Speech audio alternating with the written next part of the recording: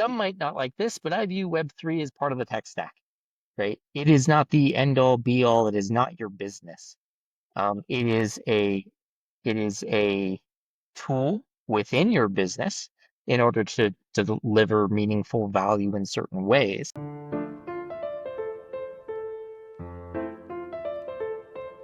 Welcome to the Mikey G podcast experience.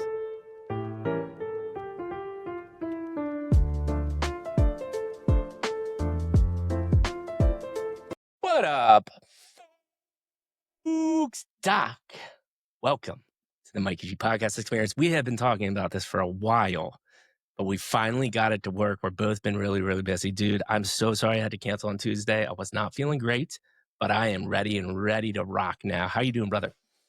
I'm doing good, man. Thanks for having me. It has been a long time coming. Yeah, it has been. And it was like, I don't know, man. I usually am like, I've talked to so many people and I've just known your voice. And then I got to see your beautiful face and I've realized that we're bearded brothers. And I was just, I immediately felt at ease. I was like, man, Doc is just a soothing human being. He hasn't even said anything yet. You just got a good aura about you, bro. Got a good aura about you. Your voice was already soothing, but then when you put the whole look together, I'm like, damn, Doc is a beautiful human being. So I'm I excited. appreciate it. I'm Absolutely. excited too. Now about my man, Doc. So what we like to do is a little formal introduction before we get to the main question, the main event. He was a Navy corpsman. How long were you a Navy corpsman for, Doc? 7 years. 7 years in the 7 years. military. Yep. 7 years Navy corpsman. Worked at VaynerMedia for a couple years? Yeah. Couple years. Ex-CTO of Non-Fungible Films. Some of you Web3 homies might remember that. Is it still around, by the way? I don't know if it's still around. No, it is not. Okay, but I do remember it because that was part of the heyday. But this is one of my favorite things. The little icebreaker is most people don't know, and I've seen photo evidence of this. Doc started his first business at the ripe old age of 7. Tell us a little bit about that. Yeah, so I ended up on living in a small town called Silverton, Colorado. 4 different trains would come up. They were the old trains that would take the minerals from Silverton down to Durango to get smelted. And there were a history of kids being able to go and sell rocks down by the train. 4 trains a day would come. They'd drop the tourists off. They'd be around the town for a while, a couple of hours, and then they'd get back on the train and they'd go home. So a lot of the kids would go into the mines or have parental figures that would take them up. They'd gather ore and then they'd sell them, directly to the tourists using wagons and things down by the train station. I was a part of this. I was one of the only ones. It was a family tradition to dress up as a cowboy, and because it was an old like saloon style town, and you would sell rocks to the tourists. I was the only one though that kind of pivoted off the rock business. I was twirling guns one day. This nice gentleman across the street came across and dropped a $20 bill into my hat. And I was, 7 years old. And I was like, wow, that's a bunch of rocks, right? Like that's more Lots of rocks. than I make in a day sometimes. So I ended up on kind of leaning hard into that, spinning guns and whatnot. Started making $500 a day for 4 hours worth of work. Look at this dude making more money than some people do in their 20s or 30s as a 7-year-old twirling guns, right? But there's a little bit of the right place, right time. But we're also going to talk about that because this is a theme that comes up too, because you had that experience was living in that town. That was an opportunity that you had. So, but that being said, beautiful formal intro. We'll get a little bit more into that, but so much more. And to get there, we do that by going through the world famous Mikey G podcast experience. Question, Doc, how did you get the seat you're sitting in today? Please give me chapter 1, 2, and 3. To reiterate for the audience that is currently listening live or will listen to this on the podcast platforms, chapter 1 is your childhood. Fundamental to how you think the way you think today. Again, I say this to everybody. I don't need your deepest, darkest secrets, but I do need to understand a little bit as to why you think the way you think. We get there by prompting questions, parents, parental figures, mantras, be kind, work hard, pay it forward. Two, vivid memory. Three, tinkerer, did you play sports? Were you twirling guns? We already got there. Chapter two, schooling, professional career. We touched on a couple of things that you already did. Again, here, remember uh, insights, wins, failures, losses. Those insights will help fundamentally change one life that listens to this, and I promise you that will happen. Chapter three, the beautiful gaming company that you're building right now. A lot of things are starting to move. We've been one of the reasons we've been waiting for this. You've been working your ass off for years on it as well too. So I cannot wait to dive deep into that. So that, with that being said, man, let's start anywhere in the childhood that you feel fit. Sounds good. Um, so I think the main mantra and the main thing that drives me from my childhood is just pure grit and determination. I like to quote like Richard Dawkins in The Selfish Gene a lot of like, it's not the strongest that survives, it's not the most intelligent, it's the one that's most adaptable to change. Yes. And the organism that survives is the one that can adapt to the change in the environment in which it finds itself. And so I was adopted.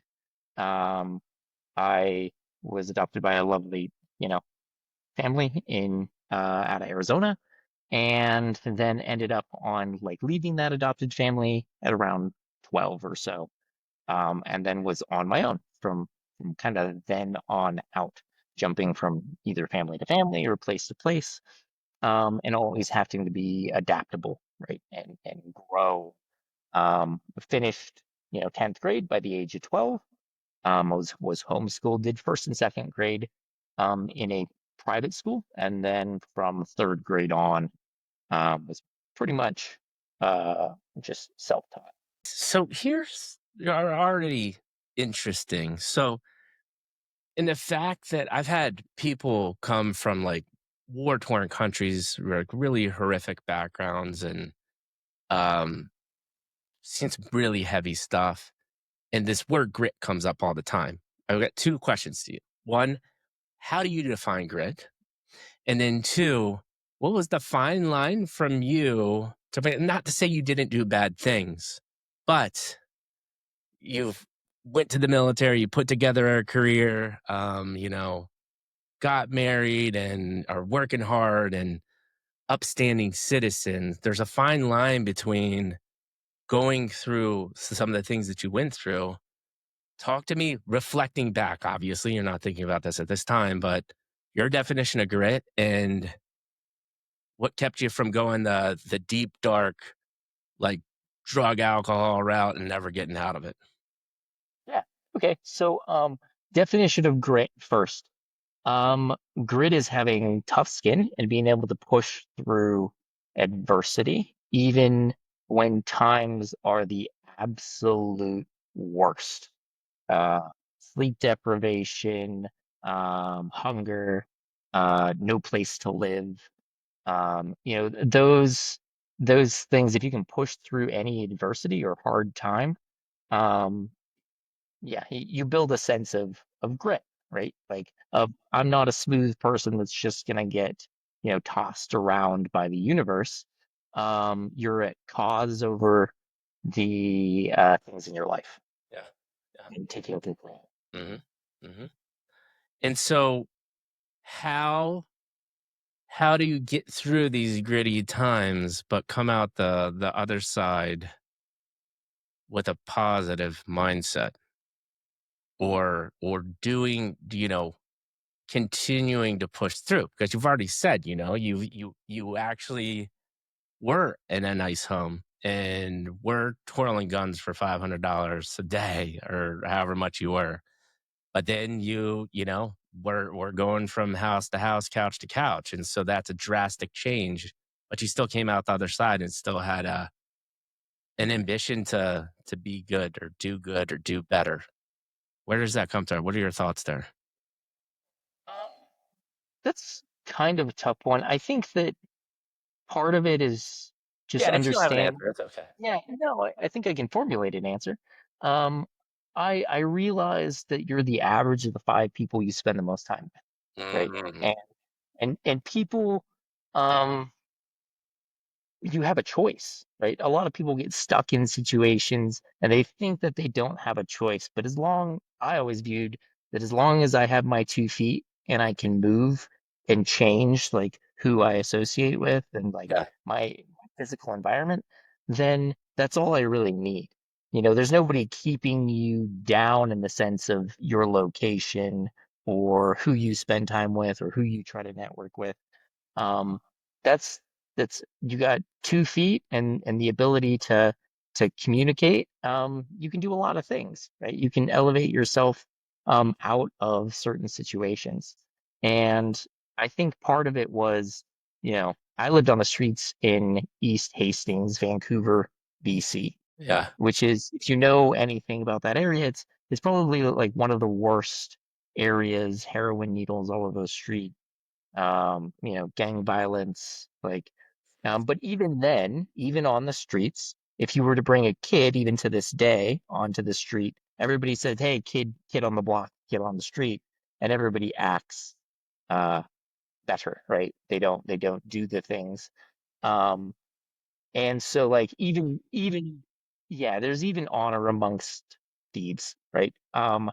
And so if you realize that you are the average of the five people you spend the most time with, um, and you realize that you don't want to take advice from people that don't have what you want in life, then you position yourself accordingly, right? yeah, Like, I'm not going to take financial advice from a broke buddy, as well intentioned as he could be.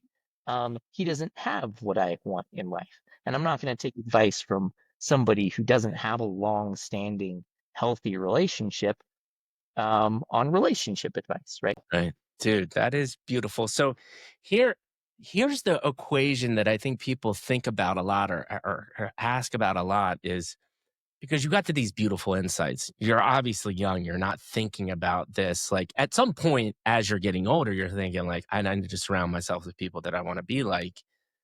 Um, but is as simple as the grit gets you through enough time to reflect to say, oh, I probably should do this to be better or to progress or change my current situation.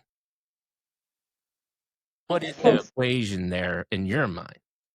Yeah, so that's kind of funny because I think, what we're going to talk about later on the gaming front and storytelling and Yeah, whatnot, yeah, um, I want to tell a lot of these insights and things through storytelling, right? Through IP, through yeah. and currently, we're working on the sovereign. And what is being sovereign, right? Sovereign is taking your life into your hands and being one's sovereign self, right? And one of the lines in one of the videos that we produced is darkness slips through the cracks where vigilance lacks. Mm, And so if you don't, if you aren't vigilant about the data that you ingest, um, then the darkness can kind of slip through, right? yeah, If you're not vigilant on your morals, on your ethics, on even just awareness, right? Like I was on East Hastings, I saw the gangs, I saw the violence, and I took the awareness of, is this really what I want in my life? When I see a guy walking down the street that has a bunch of money and he's happy and healthy and whatnot, I want that life. I don't want, to fear for my life every day and, not have a shower, right? Even to this day, I stand into a shower and I turn the water on and I close my eyes and I just am so freaking thankful oh, that I have plumbing, right? Have water. It's these little things that you need to be vigilant on, like evaluating them, right? I feel like one friend asked me, and he was complaining a lot one day about how expensive Uber Eats was and how expensive it was to get, delivered food and all this. And I just turned to him and I said, "Yeah, man, you're right. It's expensive to live like a king. Because you have your food prepared for you. It's not dangerous or anything. We have like regulatory safety health things in place. It gets delivered directly to your door and you eat it like a king of 1,000 years ago. So yes, it's expensive to live like a king. Yeah, dude, you said so many beautiful things there. I have two questions. So one thing, what I heard you say is gratitude. And gratitude is, but you described it in a beautiful way of the darkness seeping through the cracks. Gratitude, I think, is one of the most important things any human can try to understand and take through their life. Explain to me how you started to experience gratitude as being a part of your life. Is it as simple as you got to go through some dark times to get out the other side to be grateful, or can you start practicing that right away?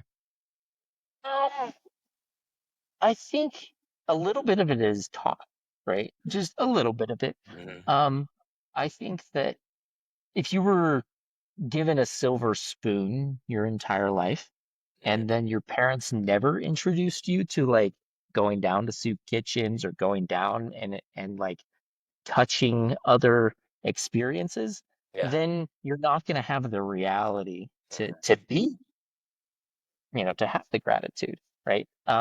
So I think it's a little bit of nature and nurture. I think you do have to go through some things Yep. in order to appreciate, the things that you don't have or the things that you do have. And I I think it brings up this concept comes up all the time, which is balance, right? I think you need a little bit of both of a lot of things. This brings up my next question. That's there's kind of twofold as this questions, but and that's because you're talking about growing up in a really like being homeless in a really rough place. Uh, is there a point of no return in tough I circumstances, think right? there Because I is. always have this kind of there's this always tug of war in my mind of like everybody's reality of bad is different, right? And I went through this crazy mental disorder. And I listen, at the end of the day, I was a white dude, grew up in suburbia, I had clothes, I had everything that I needed. But my childhood to me was like it messed me up in the head, and it wasn't that big of a deal in the grand scheme of things. But someone like you that had gone through way harsher things than I went through, is there a point of no return, or what are your thoughts there? I think there's only a point of no return if you have zero desire for that, right? Mhm. So, I don't care if you've grown up on the streets and you've been there for so long, right? Um, but it's the desire to change, right? It's the desire and the drive to just do it. Even in the military, I smoked cigarettes for a long period of time, right? And you know, I occasionally tried to quote unquote quit. Um, but the day that I decided, no, I'm done. Like I'm actually just done. I never picked up another cigarette, right? Uh, So uh, um it takes the willpower, right? And we only have so much willpower a day. That's why you want to handle like the most pressing things in your business or whatever first, um and boil that down to the five things that are going to move the needle the most, and then the one thing, the one domino to knock over.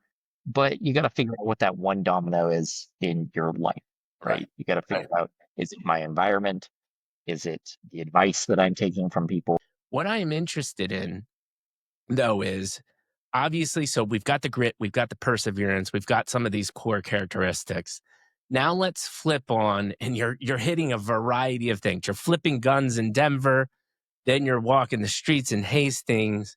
At some point, the mind is starting to find interest in whether it be art or science or math or just entrepreneurship from seven, and that continues to go on. Let's talk a little bit more about that. Your interests, your hobbies, the things that are starting to excite you. Okay. So I'm hyper competitive. Always have been. Where do you think In that comes from? Just the grit?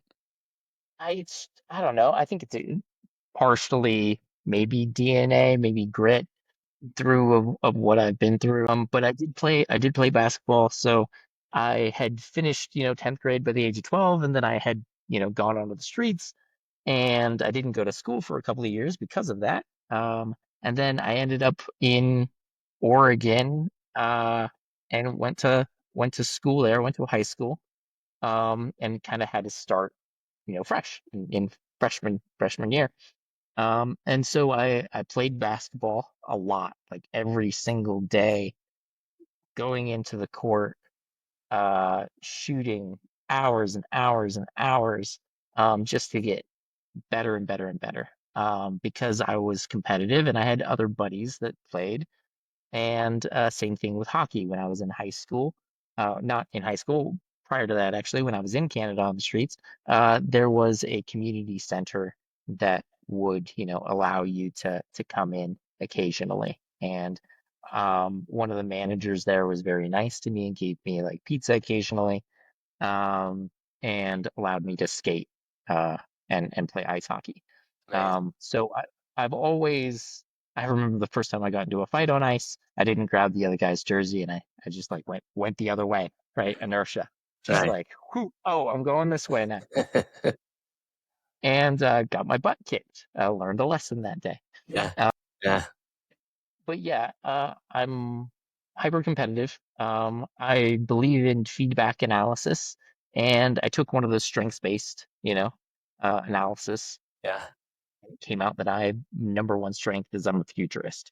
I can usually see what is going to be adopted by people prior to it being adopted.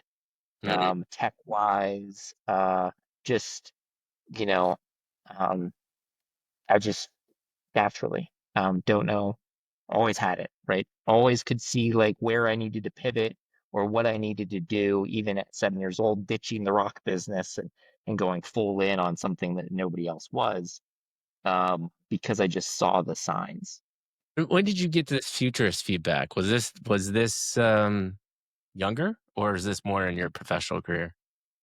No, this was after the military. Okay. I just started reading.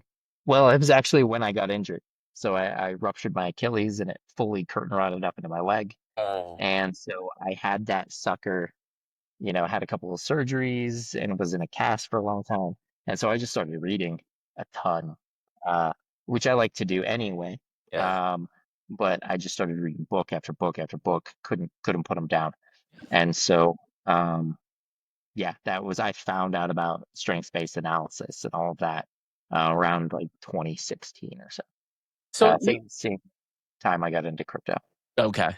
So we'll probably get to the futures thing in a little bit. What one thing that you said, and you haven't even said it yet. You said it to said it to us in kind of our intro call, which was really interesting to me, and I'd love for you to touch on is learning is such a complex subject at this moment in time about what's the right way for kids to learn, what's the wrong way.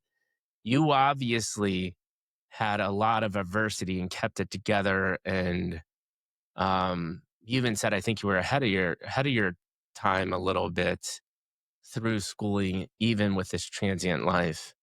What do you think was important to that learning and the development for you back in that? I was like reflecting back. What was so important? How do you think you were able to do that? I think the number one key unlock people don't do, is they don't learn how to learn. Right? So Right. so everybody chases this, like I want to learn, I want to learn, I want to grow, I want to get better. But nobody spends enough time learning how to learn in effective ways. Have you ever like read a paragraph and totally forgot what you had just read? Yeah, all the Um, time, every day. usually, okay, okay. So what that is usually there's a misunderstood word in there that you don't fully understand in the context. And if you go look at the derivation of where that word comes from, whether it's Greek, Latin, or whatever, and then look up, the various context and usage of that word, you get a very good understanding of it, you'll reread that paragraph and it'll click. You'll completely understand and then retain that. It's, if we're going to talk about AI and whatnot, it would be like having a fresh context window on, the derivation and the meaning of words. Yeah. Um, and so Interesting. that's like, I've developed the skill to basically learn anything. Mm, I can learn anything pretty quickly. yeah. And so you gave me one example. If you could break down the skill of learning when you're applying it to any new subject, what are the couple most important things for you to how do you start digesting that, learn a new skill or learn a new subject?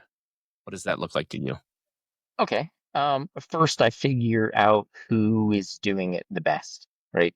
Who is not who's showboating on X Right. or like writing, stuff pretending to be the subject matter expert. I want to know who has the actual results that I want, right? If I'm looking at marketing, then I'm looking at, like Russell Brunson, like Dan Kennedy and people that have been doing this for a very long time that have the actual results that I want. Um, so that's step number one. And then step number two, once I've filtered out all the noise and figured out who actually has the results, then that's when I do like a deep dive into whatever blueprint, formula, thing that I can apply in order to actively get those results quickly. Um, and then, if there's any misunderstood words, because it's a complex industry, then I would clear those words and get a good base understanding, a good solid foundation, so that I can build upon that. The word thing is super interesting to me. So you always have had this practice for a while now that you go down to back to the Greek, the Latin meaning of the word as well too. You always do that when you don't understand, or was that just like an idea? No, no. This is always. I was a weird kid. I read the dictionary and thesauruses when I could get a chance, just because I wanted to include improve my vocabulary and my ability to articulate and communicate because it's so important in life. If you can't communicate and articulate, your thoughts, desires, needs, etc.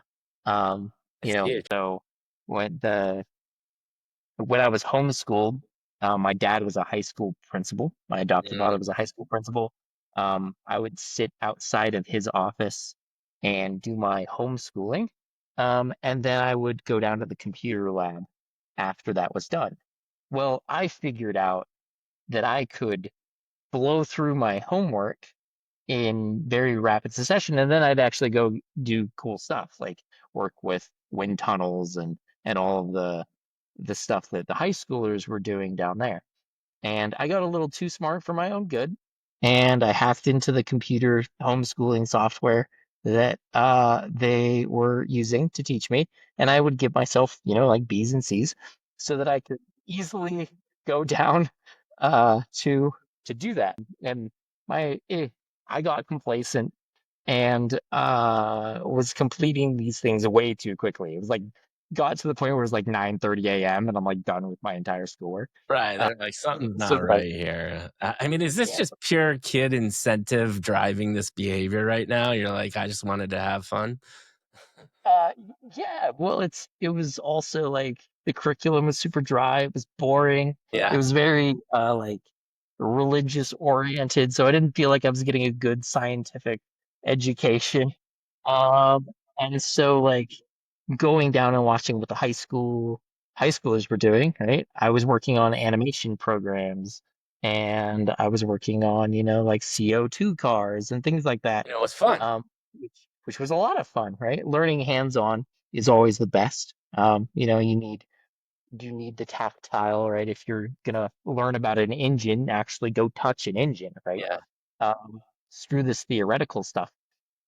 And so that was like my driving then. And then when I got into high school, because I had been kind of, you know, quote unquote behind, they put me into this pilot program that they were doing, which had, fewer kids per teacher and all of the teachers kind of talked and whatnot. And so I blew through that curriculum. It was, you know, didn't take much, and yeah. So I ended up on uh, wanting to just I wanted out. I wanted to be done. So instead of the regular diploma that the high school offered, they said I could get this other diploma that it didn't need as many credits. I was like, cool. So I went and I did that. And then I went over to the Navy, and they're like, "Oh, hey, we just stopped accepting these diplomas. We're only accepting diplomas now from tier 3 high schools, which is the nicest." So I'm actually in my yearbook twice as a senior, uh, because because of that. I went back, knocked out the credits. Dude, you double Uh, graduated high school. I haven't heard that. well, technically, I triple graduated, and Triple then yeah, graduated. yeah. Ended up on joining the Navy, and I Why had military? initially a little bit of the spiteful, child in me. My dad was in the Navy, and he said I'd never make it through boot camp. Um, and so I had originally walked into the Marines actually, and I was like, hey, I want to join the Marines. And I was like, but if I'm going to serve, I don't want to take a life, I want to save one. And so they said, well, we don't have our own medical because the department, the Marines are a department of the Navy. They like to think of themselves as the men's department of the Navy. And then I ended up on going next door to the Navy. They wanted me to be a nuclear engineer due to my ASVAB scores. And I turned them down and went corpsman. Yeah. So I have a question for you. Okay. Whenever, and I've noticed this since the day that I met you, you're extremely humble. You've done really cool things. We've already talked about gratitude. You've got this sense of kindness. You just said, I want to save a life, not take a life. Where does all that come from? I don't know. If you've been through enough and you've seen enough death, you value life. Mm, Um, some don't. I don't know. I always had this moral, ethical drive of like compass of not settling, even in, like this lovely Web3 world that we find ourselves. There's a lot of scammers, a lot of grifts, a lot of unethical things, and I refuse to do any of that and participate in any of that. yeah. Um, uh, but it's especially when it comes to a human life, right? Like it is valuable, it is precious, and I hate to see the war games that we play. I hate Uh, it too, man. it's absolutely nuts. The amount of stuff that we could get done as humanity if we all just work together is insane. It's absolutely insane. We could sky's the limit. Mm-hmm. And I think, I mean, I love your thoughts. I mean, this is one of my solutions, right? Is to have conversations with beautiful human beings like yourself. At least a little bit of Scotia goodness or humanity goes back out into the world, and somebody might pick this up. And it's the Marcus Aurelius, his meditations book. He talks about this in a whole chapter about the amount of lives that you actually impact that you'll never even know or hear about, right? And that's what's so beautiful about, I think, just this simple practice of telling a human story. And you're just doing such a brilliant job today, man. I can't thank you enough for it. I have a funny story about that Marcus Aurelius Meditations book. Yeah, One, give it to one me. year at Christmas, the family wanted to do like give us a list of everything that you want. Um, and I was like, well, just pick a book off of this list. And I had tons of, like uh, Kobe's Mamba mentality, like all of these like business, growth mindset type books, and meditations was on that. And my my wife's aunt was my secret Santa. And so she gave me meditations. And I unwrapped it. I was like, oh, this is amazing. I really love this. I've wanted this. And she goes, well, all of the books on your list were all like world conquering type books. And I figured this one that's called Meditations, if you just meditated a little, maybe you wouldn't need all of those books. And she didn't realize she gave me like the Conqueror's book. Um, That's so funny. She had no clue about. Yeah, it's like this dude is a world conqueror. Although I would say at the heart of it, like it's he led with honor and all of these things that you see how the empire just disintegrates after you take these things into account, right? Uh, my it's favorite a lines from that book from him is be careful not to be Caesar-fied or dyed in purple. Remain humble yeah, and God-fearing. Now I yeah, don't, you know, yeah, prescribe the last one, but yeah. yeah. Yeah, I mean, yeah, God, spirituality, whatever you want to call it.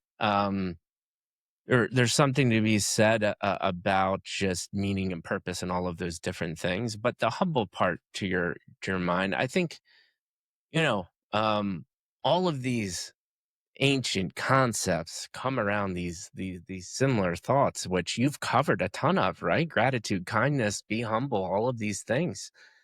And as when we built the original podcast company, me and my buddy Matty, that was called Midlife Crisis, before he had life come up, and he's actually going to come back. We're going to do some podcasts again. I'm pretty excited about it. These were the things that we thought that we should be grounded our company in. Like that, I loved the Zappos book back in the day. He was like one of the guys that really said, like, your core mission should be soaked up by the company, and really he did a really good way of explaining what I think we all knew on how companies should be built and how to motivate people and whatnot. And all the things that we picked were exact these things. Like I think one of the and there's a reason why there's tons of stories around this. One of the hardest ones is um, be kind, especially when it's hard. Right? Someone's a complete living a hole to you. How do you turn the other cheek and show a smile and show gratitude? Like, but if you start doing this stuff religiously, it will fundamentally change your life. It really That's will. true. Yeah. God, man, it's so beautiful. All right. So you're in the military. Now you're coming out. Why did you leave? What did you get excited about? And tell me kind of life unfolding here. Now, remember, when we start making this transition, we'll start with your first kind of big aha moment. Maybe it's in the military, maybe it's leaving the military, or your kind of first experience out of there. So let's go there. Yeah. I think it's interesting because you say a lot about humility, and uh I wasn't always that humble, right? I had a few humbling experiences. Um, I have a pretty high IQ. Usually, especially in the military, was one of the, quote unquote smartest in the rooms. And Yeah. I had a, I had an experience when I was in the Navy. Um, I was supposed to be moving, and there's a lot of different rules and regulations in the military of how much time you can have to do certain things, right? A 72 or a 96. And I was new, I was in the E3, and needed to move all of my household goods, and the realtor had given me a truck to do so, right? And so I packed up all of my stuff, and I was supposed to be on a range coverage, going down to the rifle range. They typically have one corpsman, who's in charge just to make sure that, if anybody gets a Beretta bite or a ricochet or anything like that, there's a corpsman on site to treat. Um, Mhm. so I was supposed to have this coverage, and I got coverage for that. Somebody, to cover me, while I moved my household goods. And I went around and I talked to my first class petty officer and my, second class petty officers, to at least six people, and said, "Hey, am I good? Do I need anything in writing, etc." And they said, "No, you're good. Totally fine." So on Friday at 1600, I get a call from command, and they are pissed. They're like trying to say that I'm AWOL, and that I didn't get authorization, and all of this. And so they're like, "Hey, get down here right now in uniform." And I'm like, "Well, my uniform's packed in the back of this truck. I got to go pull it out and everything." And they called me back and they said, "Monday, go ahead and show up." And I was like, "Well, I have the keys to the clinic. I'm opening Monday." Um, and so long story short, I ended up on having to do a write-up. And when I did said write-up, I said, when it comes to my LPO, my leading petty officer, and my ALPO, assistant leading petty officer, that I will write in a simplistic fashion as to better competent communication. Uh, just just off the dome, not really thinking about it. And you see yourself smile because, man, that's a dick thing to say.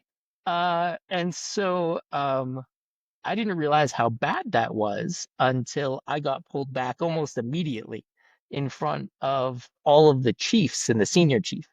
And they sat me down in a full room of like chiefs, officer, you know, Bob, and he read that sucker aloud for everybody. And he read it in a very not in a good light tone. Of course. Um, and I was like, oh God, that sounds bad. And so they all, kind of berated me a little bit, and they all left the room. And one petty officer who kind of liked me, he goes, you might be the smartest in the room, but you don't have to act like it. And nobody had ever said that to me before. And so it was a very humbling, humbling experience and a humbling thing that I keep close to chest and heart to this day because he's right. He was 100% right. I didn't, like take a step back from my words and my little bit of anger of I already cleared all of this with you and now you're backpedaling on it because you don't want to get in trouble by chief. Uh, and so now I'm getting thrown under the bus. And Yeah, so that was one of the little turning points uh, for me on deploying more humility in my everyday life. So I was working, I got injured. Like I said, that's ruptured right. my That's right. Achilles. Yep.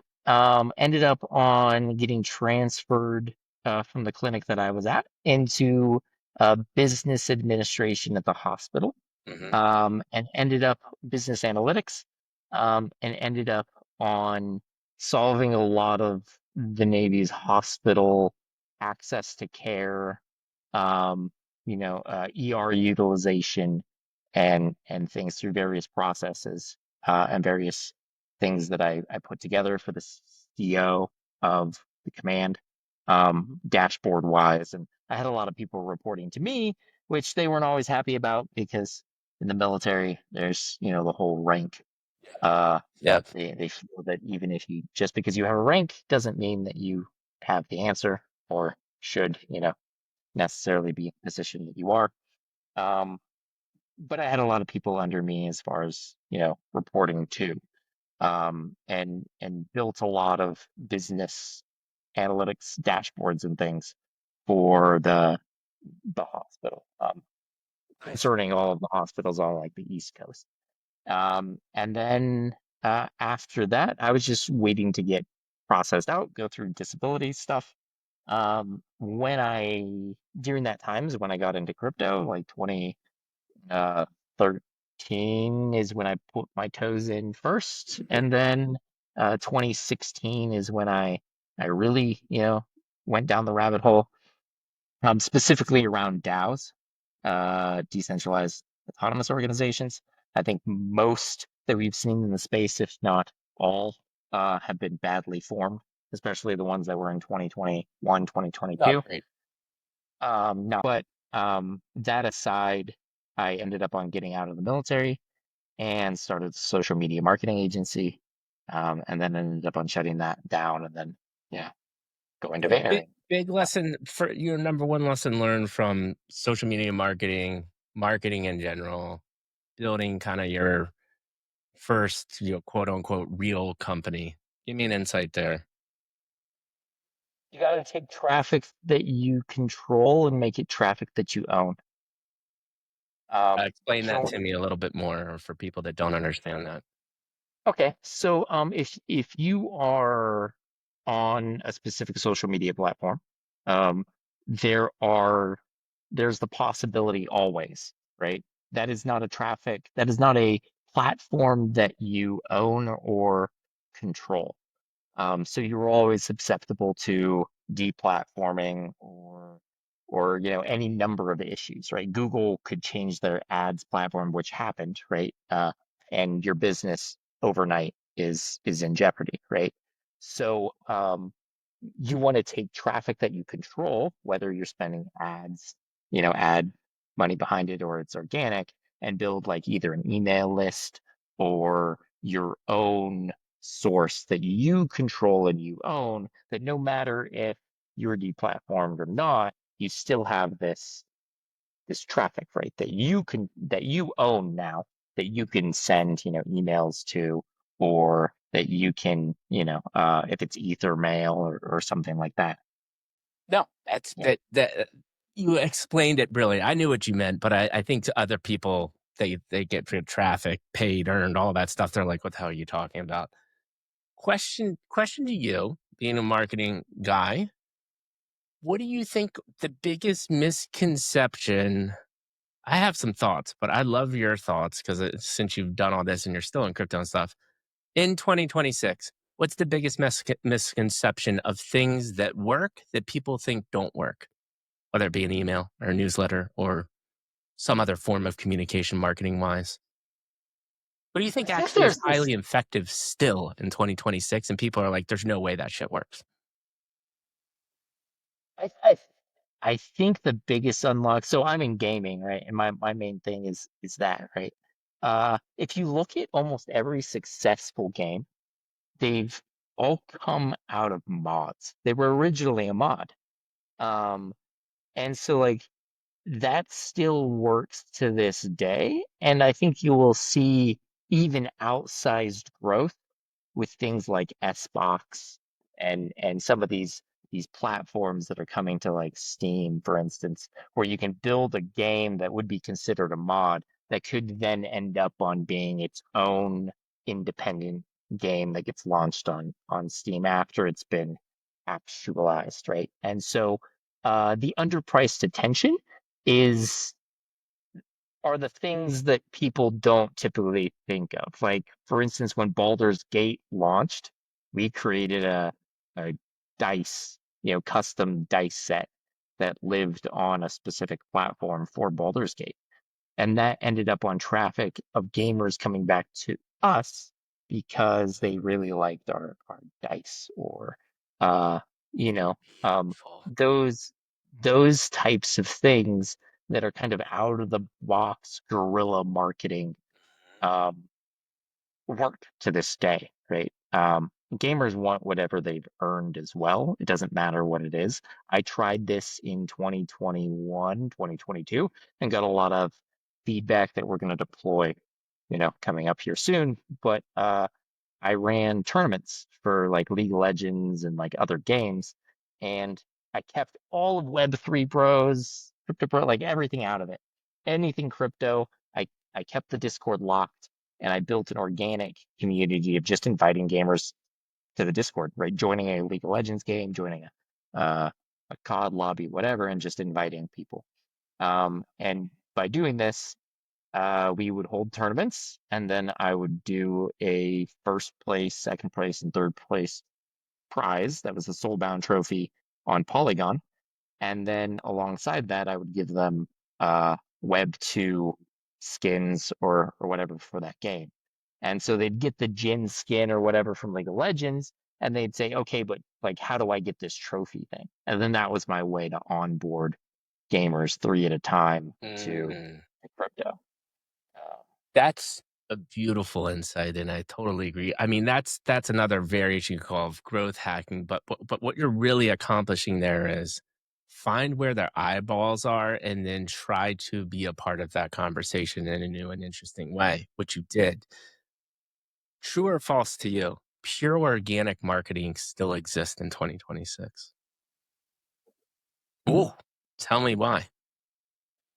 Tell me why. Why you think it Uh, why you uh, think pure organic exists and can be successful, and that not everything is pay to play at this moment in time? What are your examples of it truly working? Um, Conventions and shows, IRL experiences. Um, you Mm. might you So, might be you might be paying in the sense of your like table, right, at the yeah, booth. yeah. Um, but the amount of traffic and eyeballs that is more organic that comes over to your booth because you have a magician at your booth or you have uh things that draw a crowd. You're different. You set your booth up in a way that really showcases your art and blows your competitors out of the water visually to draw them over. Um, when I was at VaynerMedia, one of the things that they had us do when you're an intern is they have you do like a one slide show, right? And most people picked different platforms like Facebook or Instagram or Snapchat. Uh, I was the guy that picked PT Barnum, um, and I calculated the CPM for him to have an elephant out in front of his house with the train going by to the city to where the zoo was. And I calculated it out to be like $3 and some cents CPM for the eyeballs of every single person on that train going to the city that ended up on buying a ticket. Now it's expensive to feed an elephant and do all of that, uh, especially like $3 and some cents. Extrapolate that out to today's cost. But that's what he did, right? And he thanked the newspapers specifically for his success, for writing about the elephant that he kept, etc., because it was just so outlandish. Um, and the reason that I did that was to emphasize that human psychology has not changed, right? Mm. Uh, just the medium where that is deployed has, right? So the same tactics and the same things that PT Barnum or any of these people uh, deployed still work to this day. Just a matter of where the underpriced attention is. Mm. Very, very beautiful, beautiful insights. I think it's interesting because my head immediately goes to marketing and pure digital, right? And you're just not going to convince me any of these platforms. You got to pay to play a little bit on them because they're on ultimately businesses and want to make money, right? There are obviously some sort of organic things going on there, but the fact that you immediately went to like, yeah, a booth and human interaction, absolutely right. And and to your point, watch, I've doubled down on this podcast for this exact reason. Because as the noise it's already insurmountable. Imagine how noisy this world is going to be 5 years from now when you have hundreds of millions of agents online as well too, barking down your throat. Like, bro, I don't know how our heads are not going to explode. Like, do you worry about that at all? Oh, I absolutely worry about that. I think that's why, we've leaned so hard into digital art, um, drawn specifically by hand. I think it's very important, right? Especially in a world of AI, the human elements and human experience, um, is so important. I think it's Lucanette was on Space the other night, Yeah. and he kind of reaffirmed this in that uh, any digital, any physical collectible, um, is is going to be more valuable because it's the human creation, it's the human thing, versus all of this AI ability to produce content. You see Seed Dance now, right? You can contribute and produce high level quality content at scale for Wild. uh 35 cents per minute, um extrapolated down to the token. So yes, it's getting, and it's just going to get better and better and better. Mhm. um my whole concern is even to this day now, when I see something, I don't know, is that true? Like, how do I verify that this data is actually correct? It's getting harder and harder with the amount of AI. And you see how it's wrecking some platforms, right? Like, um, X has had to do certain things that it's had to do because X is a you disaster because of it, for sure. It is, yeah. It's Um, a straight dumpster fire. But then you go to LinkedIn and it's just more dumpster fire. And yes. you go to another, like I always even say, like, I got so exhausted by X. I was like, I'm gonna go to LinkedIn's interested an anomaly.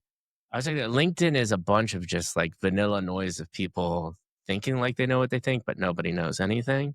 Or at least X and Discord, you find the real builders there, but there's still a ton of noise and craziness.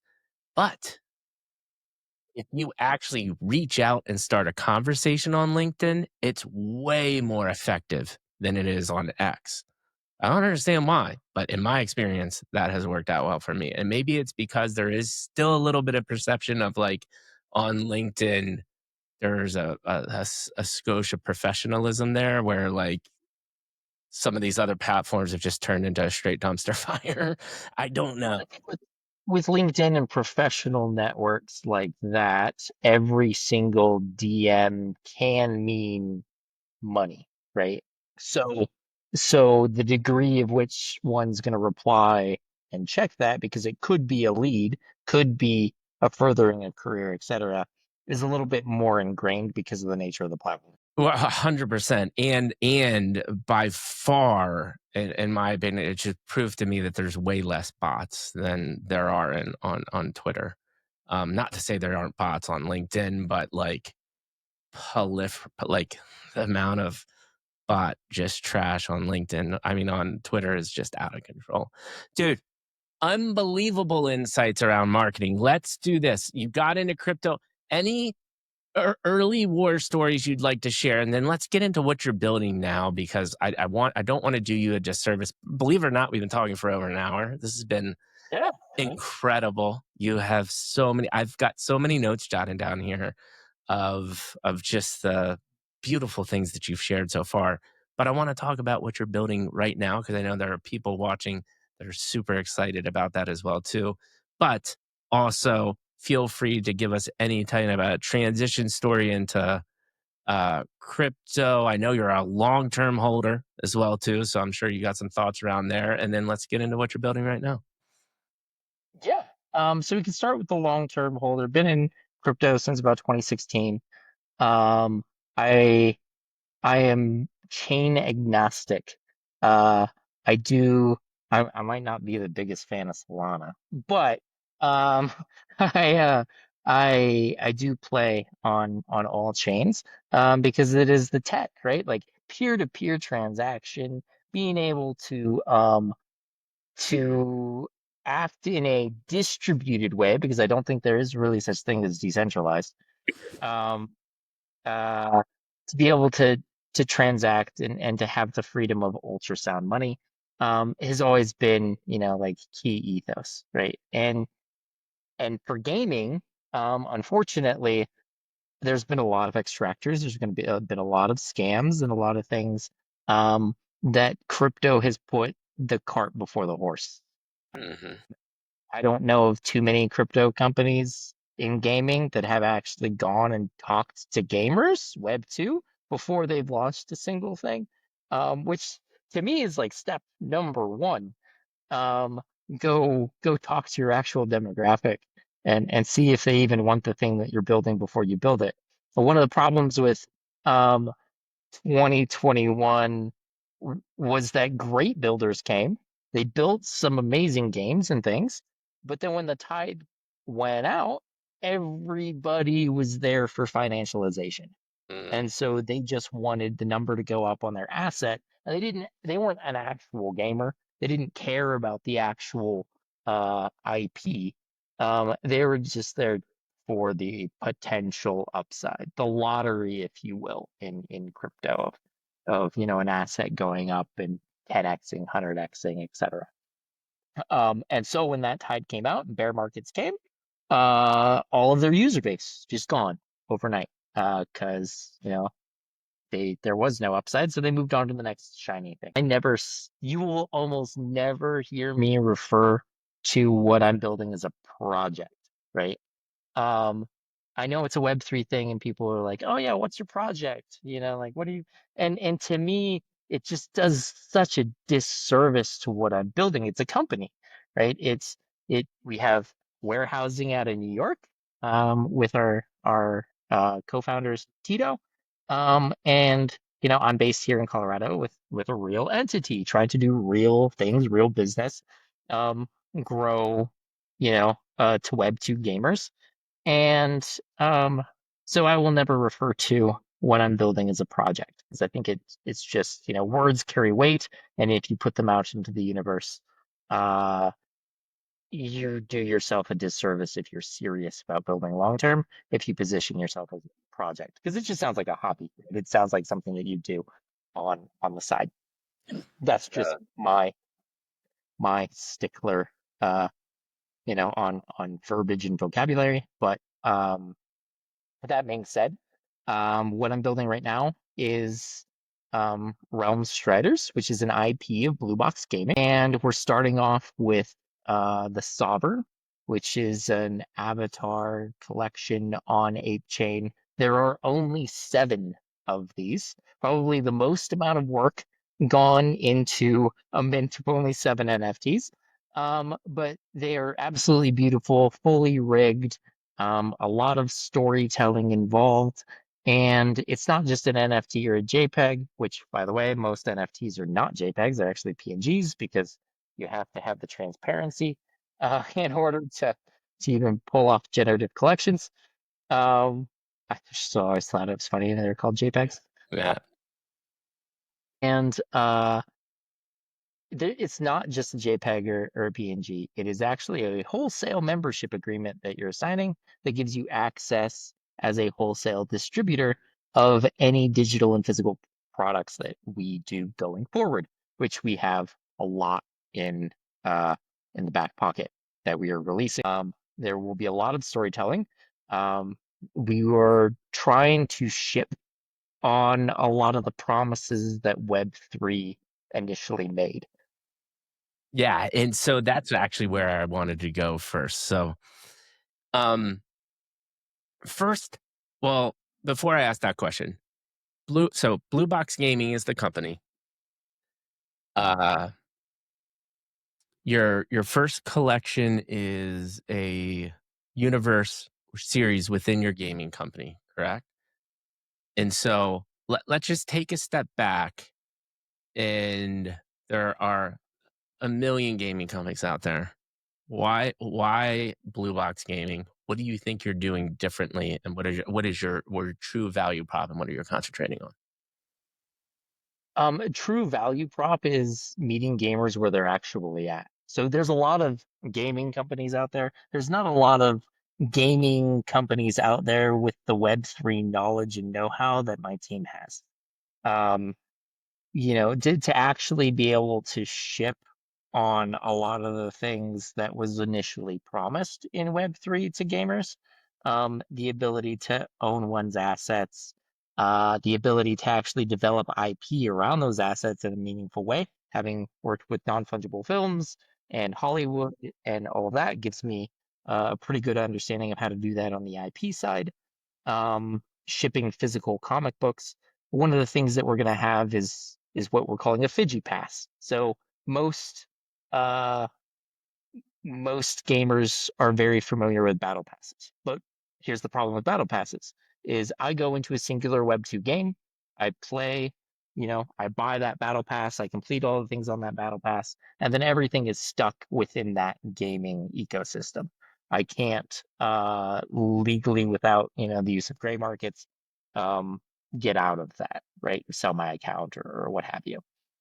What we're doing with our Pass is instead of a digital thing that's locked in this specific game, we've built a system to be able to read your gaming history across Steam, Xbox, PSN, etc.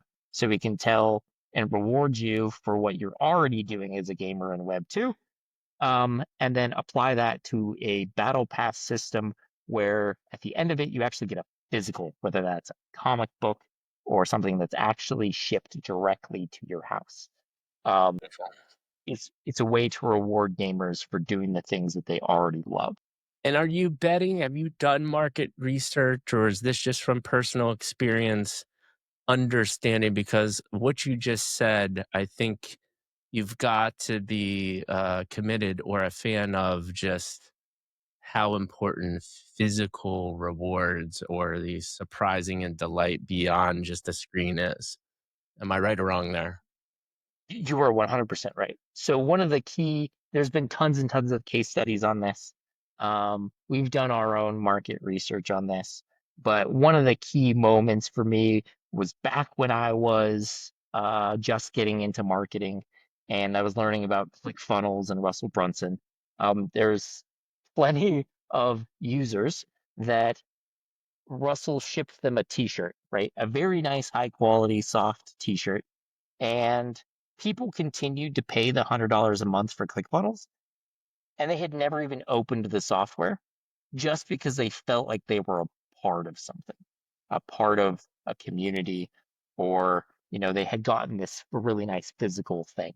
And so I'm like, that's a $1,200 t-shirt. You just, paid a year's worth at $100 a month that you never even opened the software for. Um, so this can be pointed to again and again and again. And one of the other things that Russell Brunson did was get paid $35 for every single book that he gave away, a physical item, because the average cart value was high enough, right? And you have a loss leader on the front end with various things that kind of tier up your ladder in a business. Um, One of my favorite kind of talks by oh, I forget his name right now, but he talks on there's no such thing as a perfect Pepsi, only perfect Pepsis. There's different horses for different courses kind of mentality, right? You have Mhm. at there they do like 13 different cohorts for a single business, Yeah. right? So you're gonna break out who your ideal customer is accordingly. And so and there's no specific one product that's a fits all. It's the reason that we actually have like chunky tomato paste and sauce was because of this. And why you go to the grocery store and you have like now 23 different kinds of tomato sauce and all of these things because all of the different addressable markets. And um, to clearly articulate it, it's uh, especially in a world of AI and the ability to spin up software over a weekend with agents, the only moat is physical infrastructure and the ability to deliver physical products and meaningful experiences. Meaningful experiences, yeah. That's it's interesting. I've heard the Pepsi thing, but there's also a narrative and research out there, and I'd love your thoughts on this because this is I think about this all the time, and I don't have an answer. Is um, there is true anxiety and feelings humans experience when there's too many choices, and so even though you from a brand are servicing all of the ideal customer profiles, you could be killing a customer profile by overwhelming them with choices at the same time. What are your thoughts about that? So my thoughts on that are identifying in very easy upfront funnels um, that naturally guide the user to the choice that is them, right? Like what they want. Um, One of the things I'm really excited about on the storytelling front is the ability to do choose your own adventure style marketing. The best, Uh, bro. with customized experiences because we do have the technology now to keep brand, to keep character consistency, and also to if I'm watching a video and I get like, do you want this or this? And I can click on, oh, I want this, and I get fed a video that's specifically tailored on the next play. To that is huge. Yeah, oh, And dude, it's so massive. how you keep quality and how you present, what you're trying to sell in a meaningful way. Um, you can declutter the noise, right? The too many options if you intelligently ask questions up front. It's the same thing if you're going to build I had a conversation with this about this the other day and earlier today, actually, in internal team. Most people in agentic solutions, like whether it be OpenClaw or any of these, everybody's solving for the user experience of like the one-click install, right? Hmm. But to me, that's being solved, so it's not too much of an issue anymore. The biggest the biggest thing that'll move the needle the most is the first agent that you set up shouldn't be a CEO. It shouldn't be an assistant agent. It should actually be an interviewer agent that asks you very detailed, targeted questions on your specific use case. And yeah, sure, it might take 45 minutes of going through this onboarding process to get highly tailored questions specifically to your case. But what you're going to end up with is not spending 40 hours trying to get your agent to do something because on the front end, you've already given it all of the context of what should actually be built and not what your calendar looks like, but what your actual day to day entails and the problems and things that you come across in on a daily basis so that it can actually move the needle for you. You're speaking to Mikey's heartstrings. Where Bubba and I were talking to Nick about this exact thing. He's built some beautiful things, but it's insanely overwhelming. And it's like you need to understand because how many CMOs or CEOs in a box do you see right now? And it's like that's completely useless and irrelevant if it doesn't help me um, save time or money and still have high quality outputs. Because all, But that's all you've done with me is given me a package of what is supposed to be amazing, and now I've caused 40 hours plus of frustration. That's not a good you experience. No, you end up on overseeing these things way more than you would a human. I would much rather just be like, yo, let me go work with a human on this because this thing is pissing me off. Um, so, yes, 100%. I think it's if you compare it to humans, right? Like when you originally take the wheel of a car when you're like, at my case, I was like 12, but like when you're like 16 or whatever, and you take the wheel of a car, you really think about like that right turn that you're gonna make, right?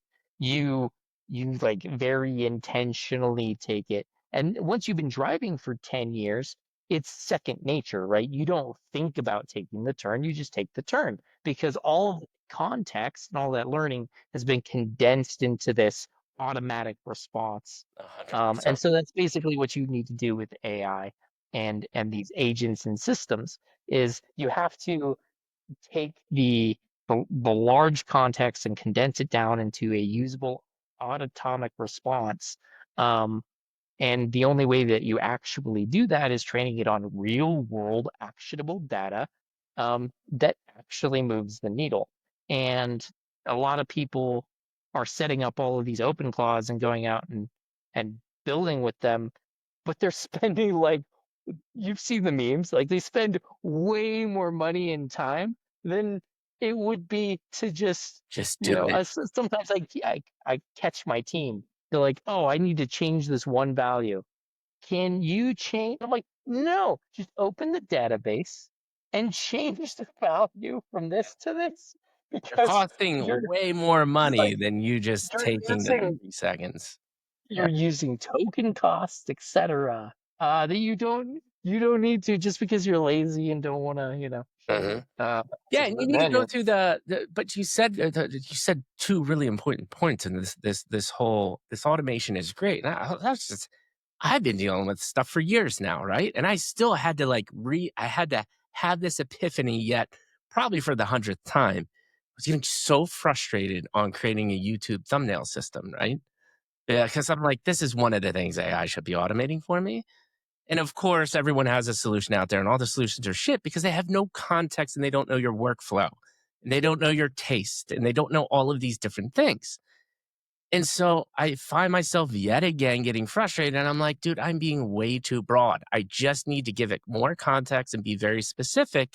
And once it gets this regimented process and task, like there's a reason why there's tasks and schedules and all these things, it's brilliant, right? And it can actually do some really one repetitive work, but then also start doing some really interesting novel variations if it has that framework. And I have to reset myself time and time again to go back to this, like, bro, you need to go framework and down to like even a YouTube thumbnail. People will approach Gemini and say, "Hey, I want a YouTube thumbnail that has X, Y, and Z." And it's like, no, no, no, no, no. You need to say, I want a background that has this color scheme. I want a font that has this way. I want the foreground to look this way, and be very prescriptive about all of these different elements and then how they come together as a cohesive whole. And then once you build that, then you can build a system off that. But people are just way too broad right away and think AI is this magical thing. And it's not. It's only as good as your ability to articulate to Yep. it. 100%, which still comes back to these core communication, which we started this conversation out with, right? It is very, very important for you all to learn how to converse, which is unfortunate because we already know, and you've seen the memes around the whatever Gen Z or Gen Y is, that's just the deadpan stare. It's like this has been just like staring at these screens for far too long. It's like, people, go out, have a hug, shake a hand, learn how to talk to people, learn how the different inflections in people's voices also convey emotion, right? You can literally Well, have a full conversation without even talking. And people are like, what? That doesn't make sense to me. I can tell a lot about a person just by their face, Yeah. actually. Yeah. Like if you ever meet somebody and they got like, the crow's feet right here, uh, a lot, right? That's just one happy person, man. That's just a lot of smiling throughout their Lots whole of life. smiling. Lots of smiling. Lots of smiling. And like it affects you, on a longer horizon. So, you learn to read people, as but that you only learn that if you put yourself in that position, right? Again, with you're the average of the 5 people you spend the most time with. Um, 100%. yeah, You know what, you just straight up blew my mind. I mean, the things that come out of this podcast are pure gold. And you are the first person in history on the podcast that has spun crow's feet into a positive thing. I appreciate the shit it's out of you for that. That's fantastic. I cannot wait to go tell my wife this. Hey, my crow's feet are actually a product of my pure, unadulterated happiness for life every day I wake up. absolutely. And I'm going to keep these sons of bitches, and I'm not trying to erase them. Oh, yeah, fantastic. I love it, man. That was such a beautiful insight. Like these little happy little Bob Ross accidents. We had this last podcast too. It was beautiful. All right. Um, we'll start winding it down because we're getting close to time. But before, there's a couple things. One, I'm really interested in the IAP and whatever you want to share about why did you decide Realm Striders, whether it be the name, the story, the lore, like what really resonated with you? Why did you decide to go that direction? Anything you can share there. Then we'll talk about the next 3 to 6 months. I have one closing question I ask every guest. I'll give you my closing comments and we'll call it a day. Okay, yeah. I'll rapid fire through this real fast. I originally was with non-fungible films. I had all kinds of IP coming across my desk. One of the things that a good friend of mine, Tito, brought to me was Nebula over on Cardano, and it was a meme coin, and I absolutely can't stand meme coins for the most part. I think there's just Oh, and so I told him no, like I'm not interested and whatnot. And he's like, well, I'm gonna turn it into an IP, kind of thing. And then my ears kind of like perked up a little bit because he was like accidental co-founder. Um, and so I ended up in the long run acquiring Nebula as a whole, because this absolutely amazing artist, Ian Campbell, had created this comic, full 38-page comic, beautifully illustrated, drew the whole thing by hand, lettered, colored, like absolutely gorgeous. And I read through the story and I liked it. I really loved the art. And then him and I got to talking, and I said, "Hey man, like I have this, I really love your art. I have this, thing that I want to build. It's just a guy sitting in a chair, nothing fancy, great. Guy sitting in a chair is actually 2 years of work, hand drawing traits, uh, 1,800 traits with 3 quadrillion possibilities. That we actually had to build an NFT generator from the ground up just to be able to handle the complexity of the collection. Right. And it's gorgeous. It's absolutely amazing. It's like nothing you've seen in the space because it's not anime. It's more like American comic, style art. Uh, and then he started drawing the panels for Realm Striders. And the reason for Realm Striders is because we're gonna travel some realms. We're not gonna do this whole tribalistic pudgy penguins versus bored ape. Uh, we're all a family. We're all growing as an industry together. We can all support each other, and not, rag on each other as much as I sometimes see on the timeline. So it's great to see Luca, jump in and like congratulate Garga on moving to you know chairman of the board and Figgy as CEO of Board Ape Yacht Club. And so like this ability to, yeah, we're gonna travel some various realms. We already have a full tabletop game that all of the mechanics have been worked through. That's TCG type style with some very interesting mechanics. I've built tons and tons of games and lore. I was actually probably one of the first to put a game directly on some sats and ordinals, with the partnership through Generative Dungeon. So we've done a lot of fun things over the years, and so I have a decent experience at doing this. That's Um, uh, the IP is absolutely fantastic. There will be lots of hand-drawn panels, released kind of 10 KTF style. Everything that. is absolutely beautiful, hand drawn. We'll have all of the videos to demonstrate that. Um, and we're building a fantastic IP with lots of comics. And once we launch this thing, if successful, I want to move at Marvel pace. I think the bar has been low in Web3, and we are going to pump out comics month after month after month, and actually get them physically to your hands That's because we have the beautiful. logistics and ability to do so. Question from now a business perspective. This stuff is expensive, and Web3 has just dwindled and got destroyed, unless I have not seen the most recent stats. And you can say I'm wrong. And is it what I'm just still why Web3 and why not the traditional mechanisms where you have a larger target market? Or is it Web3 and the other ICPs? What are your business strategy side here? I'm interested in that. Yeah. Some might not like this, but I view Web3 as part of the tech stack, right? It is not the end all be all. It is not your business. It is a tool within your business in order to deliver meaningful value in certain ways. But even things like IPFS, it's all centralized. Like you can look at IPFS data and say, well, like most of this is on AWS clouds, and I see like this entire marketplace for NFTs is going under, and they're no longer going to pin my assets. What do you mean?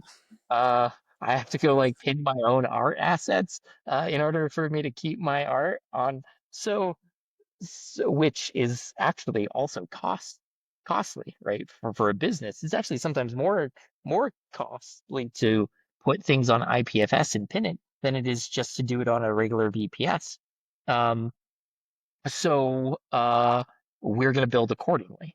Um, my market is Web 2, but I'm going to use Web 3 in similar ways that Luca has with Pudgy, right?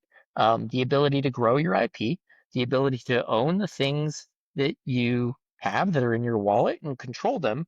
But we're going to go heavy into the Web 2 ecosystem, the Web2 markets, publishing, comics, um, pulling a lot of learnings from even World of Warcraft when they did the TCGs that have a scratch off on them that end up on having a digital within the game. We're going to do certain things like that with miniatures and selling STL files as well as the actual fully painted, delivered to your door physical figurines as well, with lore books and all kinds of things that are physical and digital products, and our ability to, to deliver on that at a high quality level with experiential things. And what about, I love how you put it about like one of the many reasons why we vibe together is your ethos about Web3 is the stuff I've been barking for years. Hence why I went down this podcast route in Web3 to say, like, well, at least I can try to have some real conversations with people that are not trying to screw everybody over. Because I could have made a lot of money being a dick. From hate beast up till now, like I could have done some things, but I'm not gonna. Why would I do that? Because you can't, like the. I will tell you this: the people that did take the dark path, I guarantee you, one day they will wake up and it will come back to bite them. And I never wanted to be that person. Question to you: what about Web3 tech as part of your tech stack? What about the blockchain Web3 are you excited to use, or do you really just see it as more of an infrastructure tech layer to you, or are there parts about the tech that excite you that think that allow you to do things you don't think could do otherwise? So both. I think the end goal for me, I really want to create one of the largest gaming DAOs that is properly set up where, Web3 as a whole in gaming can come together. But I'm taking the reversed approach. So instead of building the DAO first and then building a company that can plug into that DAO in a meaningful way. I'm kind of doing it the opposite. Build the company first, prove out all of your logistics, your ability to actually deliver and ship a product, and then form a DAO off of results, right? Off of actually having shipped and whatnot. And most DAOs like are not properly set up. I'm a big fan of cooperatives. So co-ops have existed for a very long time. We have that blueprint and ability, and two member systems where you have users that are just there to show up and get your products and services and whatnot. This is like your REI kind of model, where I can shop at REI, I can purchase things, but guess what? I don't expect generational wealth from buying a snowboard. Um, Correct. And by the way, I think I've told you about Adam and the company I'm helping him build. When you do get to that DAO thing, he has a novel human agentic DAO governance solution, um, which I think could be super interesting to test out. But yes, yeah. I think the DAO infrastructure again. We're back to this. You saw all of the principles. I'm assuming community was another big thing for you. Is like that Web3 allows you to build. I mean, what that was always my big thing, right? Is being a brand marketing guy like you. I was like, oh man, like this is not only does the tech enable that community building, but it also the ethos of Web3 lived into this like build with community mantra, which I always used Red Bull as kind of the one of the first big brands that I can remember that they built a lifestyle out of a brand. But how much cooler could have that been with Web3, using it right, like and all the things that they've done since then. But like it's this ethos of Red Bull and building a lifestyle and a community around a brand or a product and the things that's just so exciting to me. How do you think about how do you think about that for your company? Do you think of your communities more megaphones, idea generators, a little bit of everything? How do you think about community? So yeah, a lot of different things, right? So one of the things that Gary Vee says a lot is, most of life is not an or, it's an and, right?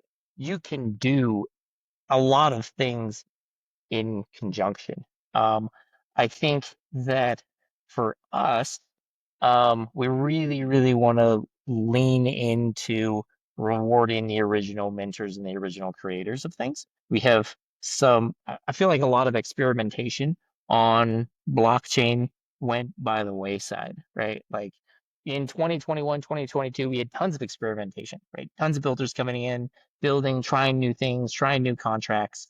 And a lot of that just became this copy paste, right? Of using the same kind of thing over and over and over again without too much innovation. And we have the ability to have literally programmable money at our disposal. And we're not using half of that programmability.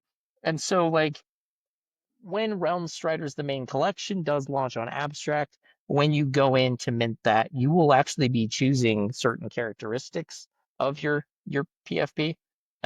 Most gamers aren't just handed a PFP and said, "Hey, this is yours. It's already done," kind of thing. Most gamers expect to like design their avatar a little bit. And because of that, being the original mentor, we've built a sophisticated revenue share model so that you, the original mentor, will get in perpetuity the ability to claim royalties on that. You know, uh, OpenSea, unfortunately, I say this, if they had actually doubled down on royalties when Blur and all of these other marketplaces, if they hadn't, gone to zero, if they had said, no, we are for the creators, we are here to, keep these royalties, etc., most founders, I believe, in most communities would have just blocked Blur, blocked these various things and kept OpenSea.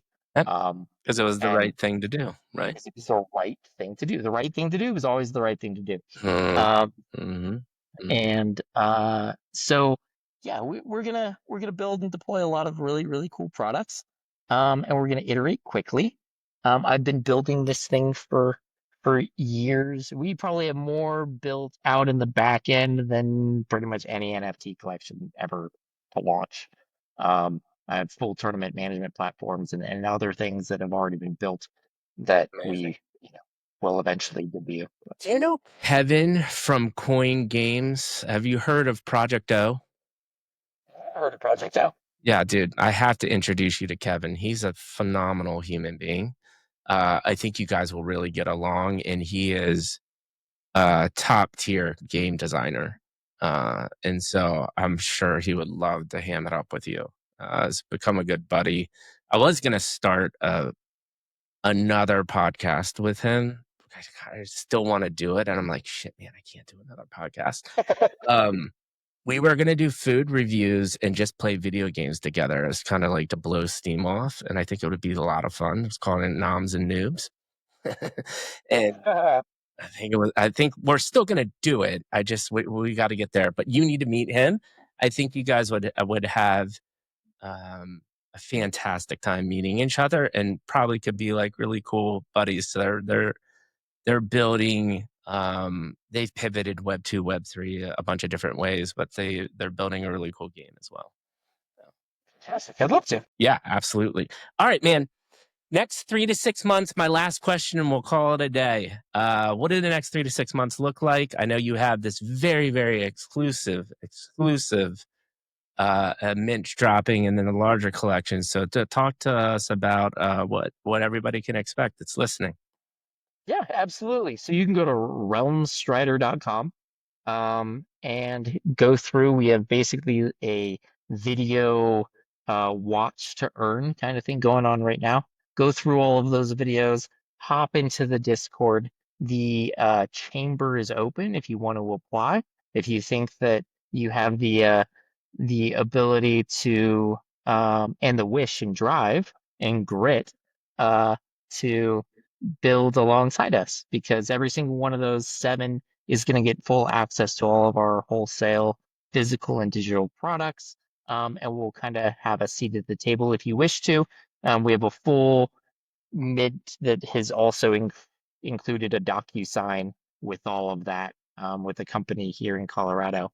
Um, to kind of keep track and everything. You'll get your own domain, subdomain, for that. And so that's the kickoff. We want to build a really good, solid foundation of, like wholesale partners and distributors. And then we have the main mint is going to roll out after that. The only way that you can mint a Realm Strider is if you prove yourself as a gamer. So make sure you have your Xbox, PSN, Nice. Steam connected to Discord, and we'll give you a Guardian score based off of your hours played, your achievements and badges across all those platforms. And we're going to have a lot of fun. Every single one of those NFTs will come with a physical if you're here in the United States. A really cool, very premium, physical experience. Last question. These Fantastic. 7 exclusive mints, what are the qualifications there so everybody knows? Do you have to be 100% committed to like being a distributor of the goods? You want to actually help build the business, or is it the what are the qualifications there? What is the ideal candidate that you're looking for? The ideal candidate is somebody that is interested or already has, some sort of business. That is a good thing, right? If you already have tax licensing and already set up. But w- that's not a full requirement. The requirement is mainly that you show up, whether that be an other side or we have a various process to kind of read what your on-chain history is kind of like through that whole storytelling adventure. Mm. Go through it. Every single one of those pages has been very intentionally built with storytelling along the way. There is an audio file on every single page So cool. that'll kind of walk you through things. And we will be dropping more and more videos. The next video that drops will be after the applications have been kind of read and gone through. Um, but we're looking for people that believe in the ethos of Web3 and want to see it actually come to fruition. Beautiful, man. All right, man. So we're winding to an end. Last question to ask every guest, a version of this question. You've now just gone through the Mikey G podcast experience. Someone were to ask you what it was like to be on the show, what would you say? I would say welcoming. Uh, I would say um, just fantastic. Just the ability to get on here. Thank you for, trusting in us to just have a really good conversation. I think that one of the things that I like to say is that time is our most valuable currency. It's the one thing that we cannot get back. I can no longer reclaim the time that I spend. Every picture of you is a picture of when you were younger. And so, to that, thank you very much for spending your time, your most precious asset, with me today. Yeah, for sure. I mean, dude, you took the words right out of my mouth. I say that to every guest. So ditto back to you. I hope you all enjoyed the beautiful insights. We love you all. We thank you for your time. Mikey G and Doc are out.